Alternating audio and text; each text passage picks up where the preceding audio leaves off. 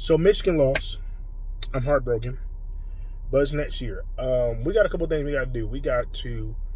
I think we got to get a quarterback coach. We got to get some seasoned players on the team. We're the youngest team in the Big Ten, and that was a big issue. When you're a young team like that, you're setting yourself up for a roller coaster ride of ups and downs. You have to balance it out and get seasoned people and skilled position people. Like our line was all young. We had no one that was over a freshman on the offensive line, and those things, even though they're talented, they're great. Experience matters, especially in college football. And having someone that has a couple of years of snapping and playing, those things matter, especially when they understand the culture where they're going into.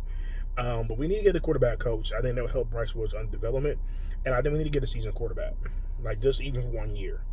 And it really, Cade helped JJ's development.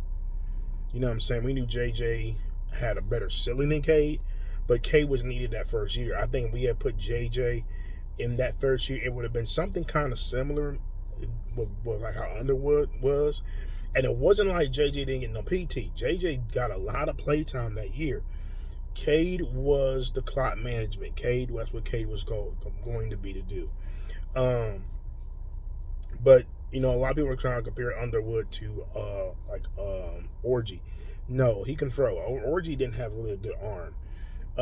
Underwood could do a lot. A lot of that is inexperience. A lot of that is that he has not translated from high school to collegiate yet.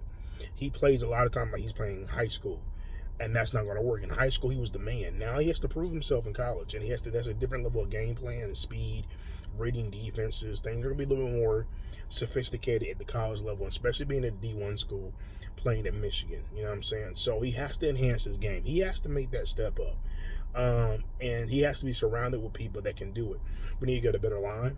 Offensive line was not the best we're used to. We need to get a better line. Defense, we need safeties. Our safeties were terrible. And they've been terrible for the last 2 years. And those both years under Wink. So we need to get some better safeties and get stronger at that. Michigan safety weren't always the best, even under Harbaugh. But Sandra Steele and they were some Supermans out there. Will Johnson. They begin to really seek out and invest in getting safety action, because when you're playing against Ohio State, the deep ball is going to be the threat, and they can throw all day on you. And once they start throwing all day, then the run opens up, and that's how they beat us this year. And so we got to get safeties.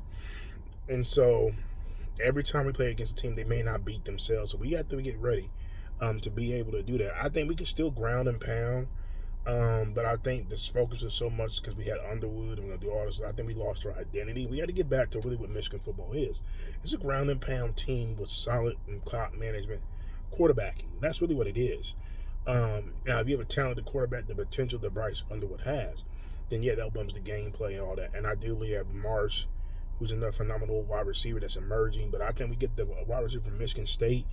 Man, he's seasoned. He's probably one of the best wide receivers that's going to be in the transfer portal. And why not get him? He's only 30 minutes away. I mean, that's a no-brainer. And he can be already on the team that's way better than the team he has right now. Despite all the hiccups in Michigan, we're 9-3. That's not a bad season. But next year, I don't think Moore's on the hot seat. He's beat Ohio State twice, and he's a 9-3 season. He's only been the head coach for 2 years. Has it set the world on fire? No.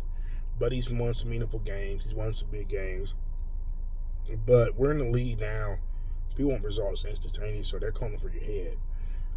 If they fire Coach Franklin, and he been there for a minute, and he lost 3 games in a row, they say, go. You got to get out of here. Because Penn State thought this was going to be the year.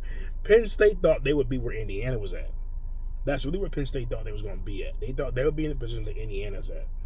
And that didn't happen. So, it's really interesting.